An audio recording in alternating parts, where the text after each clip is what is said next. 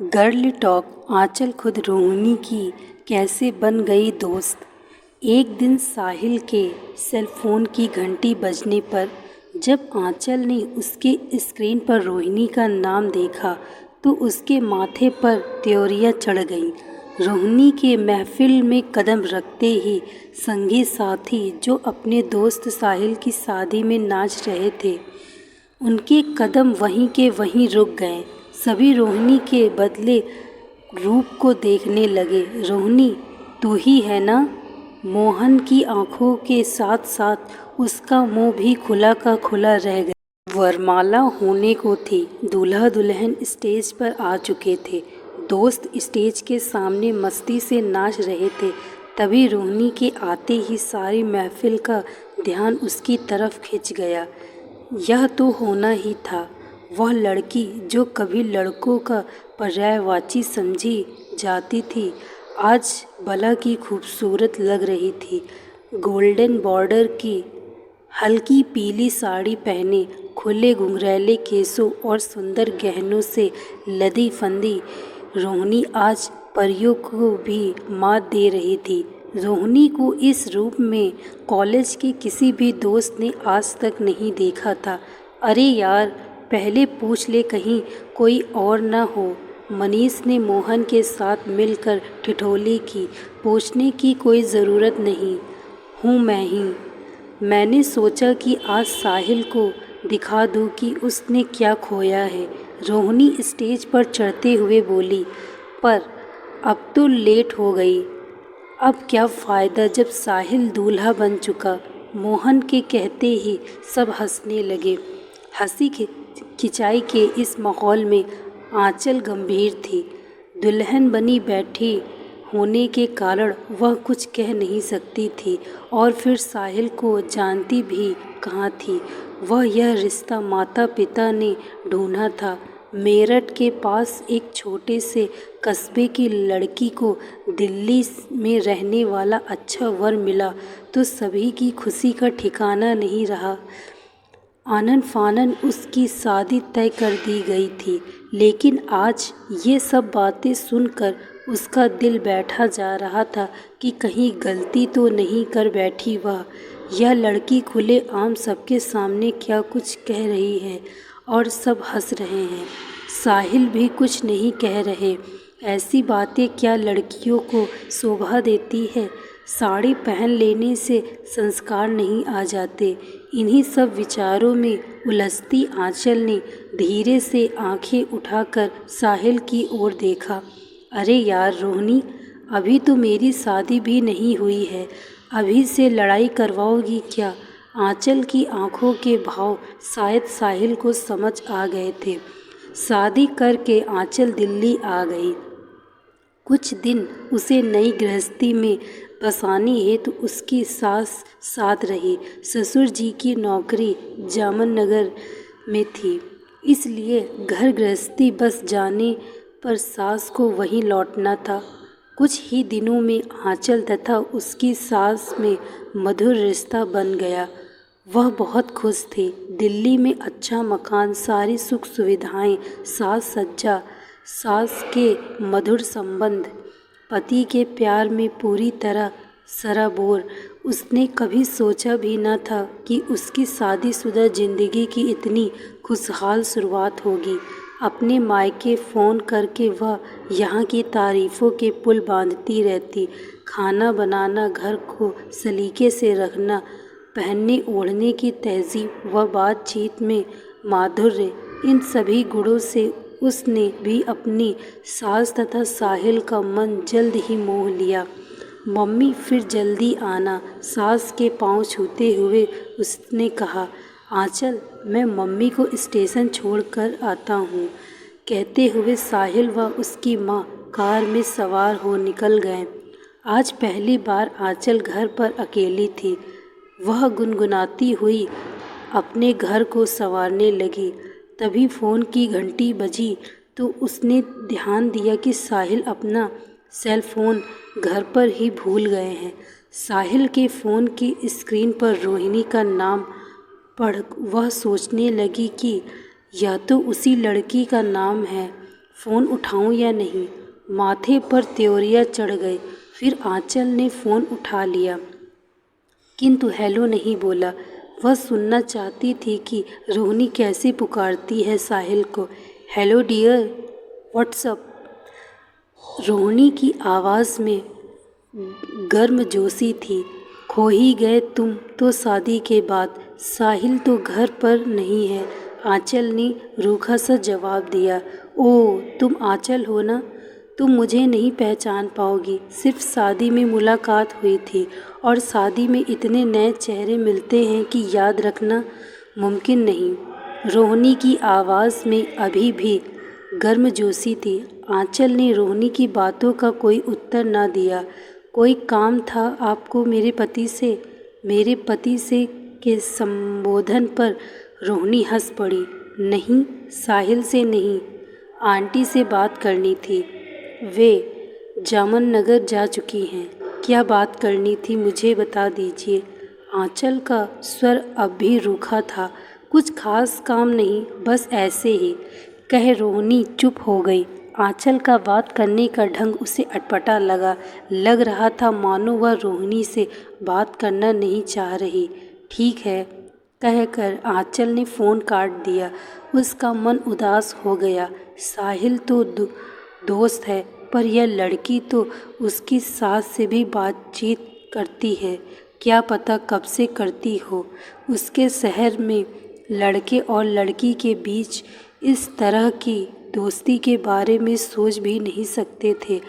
और अब जबकि उनकी शादी हो चुकी है, तब क्या मतलब है इस दोस्ती का। साहिल के लौट आने पर आंचल ने उसे रोहिणी के फ़ोन के बारे में कुछ नहीं बताया। सोचा जब कोई ज़रूरी काम या बात नहीं है तो क्या बताना। आंचल को उदास देख साहिल ने मजाक किया। क्या बात है? अभी से सास की याद सताने लगी। फीकी सी हंसी से आंचल ने बात टाल दी कि कैसे पूछे साहिल से कुछ। रात भर अजीब विचार आते रहे, कुछ खुली आंखों से तो कुछ सपने बनकर। कैसे हल करे आंचल अपने मन की उलझन। ना तो मायके में और ना ही ससुराल में वह यह बात किसी से कर सकती थी। जीवन यथावत चलने लगा।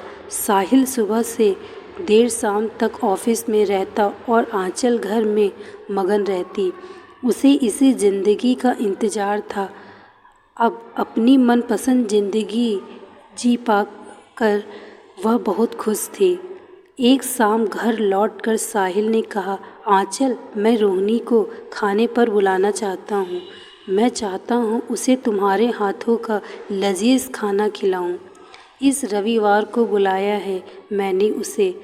क्या क्या बनाओगी?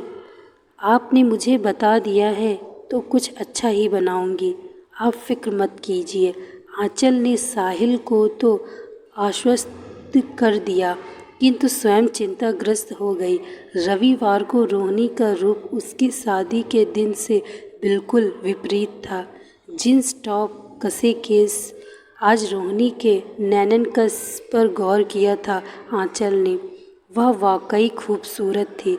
साहिल के दरवाज़ा खोलते ही रोहिणी उसके गले लगी। यह कैसी दोस्ती है भला। आंचल को यह बात एकदम नागवार गुजरी। अचानक वह जाकर साहिल की बाह में बाह डाल खड़ी हो गई, लेकिन उसकी इस हरकत से साहिल अचकचा गया। धीरे से बोला, आओ चाय नाश्ता ले आओ। दोस्त गले लग सकती है, लेकिन बीवी बाह में बाह नहीं डाल सकती। मन ही मन बड़बड़ाती आंचल किचन में चली गई। बेहद फुर्ती के साथ उसने सारा खाना डाइनिंग टेबल पर सजा दिया। वह साहिल और रोहिणी को कम से कम समय एक साथ अकेले में गुजारने देना चाहती थी। वे दोनों सोफे पर आमने सामने बैठे थे। साहिल के पीछे से आकर आंचल ने इस बार साहिल के गले में अपनी बाहें डालते हुए कहा, चलिए खाना तैयार है। साहिल फिर अचकचा गया। आंचल का अचानक ऐसा व्यवहार वह तो हमेशा छुई मुई सी शर्माई सी रहती थी और आज रोहिणी के सामने उसे क्या हो गया है। खाना खाते हुए रोहिणी ने आंचल के खाने की तारीफ़ की। थैंक यू, मैं तो रोज़ ही इनके लिए अच्छे से अच्छा खाना पकाती हूँ, बहुत प्यार करती हूँ इनसे, और अगर किसी ने इनके और मेरे बीच आने की। क्या साहिल, तुम भी ना, ये कोई तरीका है नई नवेली दुल्हन से बात करने का। एक तो उसने इतना लजीज खाना बनाया है और तुम। आंचल ने बीच में बात काटते हुए कहा। इन्होंने जो कुछ कहा वह अपनी पत्नी से कहा और इन्हें पूरा हक है, आप बीच में ना ही पड़े। फिर धीरे से बड़बड़ाई। अच्छी तरह समझती हूँ मैं, पहले आग लगाओ फिर बुझाने का नाटक। रोहिणी चुप हो गई। वह समझ नहीं पा रही थी कि आंचल उससे किस तरह बेरुखी से व्यवहार क्यों कर रही है। वह तो उनके घर साहिल के साथ साथ आंचल से भी दोस्ती करने आई थी। अरे, मूड क्यों ख़राब करती हो आंचल? जाओ, खाना तो हो गया, अब कुछ मीठा नहीं खिलाओगी रोहिणी को? साहिल ने एक बार फिर माहौल को खुशगवार बनाने का प्रयास किया, किंतु आंचल और रोहिणी दोनों ही उदास थे। आंचल मुंह बिचकाए अंदर चली गई। रोहिणी साथ हाथ धोने के बहाने वहां से उठकर बाथरूम में चली गई। वहां एकांत में वह सोचने लगी कि आखिर ऐसी क्या बात हो सकती है जो आंचल को इतनी बुरी लगी। हर नई नवेली को कुछ समय लगता है नए वातावरण, नए लोगों से तालमेल बैठाने में। हर लड़की अलग ढंग से पली बढ़ी होती है। नए परिवार के नए रंग ढंग में रचने बसने में थोड़ा समय तो लगेगा ही ना। आखिर आंचल को नए घर में आए दिन ही कितने हुए हैं। अभी अभी उसने गृहस्थी संभाली है और खुद न्योतों पर जाने की जगह वही दूसरों को भोज करा रही है। अचानक उसके मन में ख्याल आया कि आंचल कहीं मेरे और साहिल के संबंध पर शक तो नहीं कर रही। आखिर वह एक ऐसे वातावरण से आई है जहां लड़कों और लड़कियों के बीच बराबरी की दोस्ती देखने को नहीं मिलती। ऐसे में रोहिणी का खुला व्यवहार कहीं आंचल को अटपटा तो नहीं लग रहा। मीठे में आंचल ने खीर परोसी। आंचल का उतरा मुंह ठीक करने के लिए रोहिणी ने एक और कोशिश की। वाह, कितनी स्वादिष्ट खीर बनाई है आंचल, प्लीज़ मुझे भी सिखाओ ना ऐसा खाना बनाना। क्यों, मैं क्यों सिखाऊं, ताकि आप रोज़ रोज़ मेरी गृहस्थी में दाखिल होती रहें। आंचल का यह जवाब साहिल को बिल्कुल पसंद नहीं आया और उसने आंचल को डपट दिया। आंचल, यह क्या तरीका है घर आए मेहमान से बात करने का? साहिल की आवाज़ में कड़ाई सुन आंचल की आंखें डबडबा गईं। कुछ शक की चुभन, कुछ क्रोध की छटपटाहट। वह स्वयं को रोक न पाई और आंसू पोंछती हुई अंदर चली गई। पता नहीं आज क्या हो गया है इसे, कैसा अजीब बर्ताव कर रही है। साहिल आंचल की प्रतिक्रिया पर अभी भी हैरान था, लेकिन आंचल की आंखों के भाव व बेरुखी से रोहिणी की कुछ कुछ समझ आ रहा था। यदि तुम बुरा न मानो तो मैं आंचल से बात कर सकती हूँ क्या? रोहिणी ने साहिल से अनुमति मांगी। मैं तो बुरा नहीं मानूंगा, पर अगर आंचल ने तुम्हारे साथ कोई बदतमीजी कर दी तो? इसे इस मूड में मैंने पहले कभी नहीं देखा। तो मैं भी बुरा नहीं मानूंगी। कमरे में आंचल बिस्तर पर औंधी पड़ी सुबक रही थी। रोहिणी के उसका नाम पुकारते पर वह व्यवस्थित होने लगी। तबीयत ठीक नहीं थी तो कह देती ना, मैं फिर कभी आ जाती। रोहिणी ने बिल्कुल साधारण ढंग से बात शुरू की। मैं यहाँ साहिल से मिलने या खाना खाने नहीं आई थी, बल्कि मैं तो आपसे मिलने, आपसे गपशप करने आई थी। किंतु आंचल अब भी मुंह फुलाए बैठी थी। रोहिणी की ओर देखना भी उसे गवारा न था। देखो ना, आप मेरी भाभी जैसी हो, आपको मस्का नहीं मारूंगी तो आप मेरे लिए एक अच्छा सा लड़का कैसे ढूंढोगी भला? कह रोहिणी हंसने लगी। साहिल से कोई उम्मीद रखना बेकार है, उसे तो मैं कह कह कर थक गई। वैसे उसकी भी गलती नहीं है, उसकी दोस्ती तो जैसा वह है वैसे लड़कों से है। पर मुझे साहिल जैसा शांत शर्मीला लड़का नहीं चाहिए, मुझे तो अपने जैसा बिंदास और मस्त लड़का चाहिए। अगर है कोई आपकी नज़र में तो बताओ ना। रोहिणी का यह पैतरा काम कर गया। आंचल थोड़ी संभली हुई दिखने लगी। रोहिणी की बातों से उसे कुछ आश्वासन मिल रहा था। तभी साहिल भी झांकता हुआ कमरे में दाखिल हुआ। क्या चल रहा है भाई? कुछ नहीं, तुम्हारे मतलब का कुछ नहीं है। यहाँ पर गर्ल टॉक चल रही है और वो भी बेहद इंटरेस्टिंग, इसलिए प्लीज़ बाहर जाते हुए दरवाज़ा बंद करते जाना। कह रोहिणी तो हंसी ही, साथ ही आंचल भी हंसी छूट गई। दोस्तों, मैं आशा करती हूँ आपको यह कहानी अच्छी लगी होगी। यदि कहानी अच्छी लगी हो तो वीडियो को लाइक तथा चैनल को सब्सक्राइब अवश्य करें। Thank you so much watching this video. Like share and subscribe.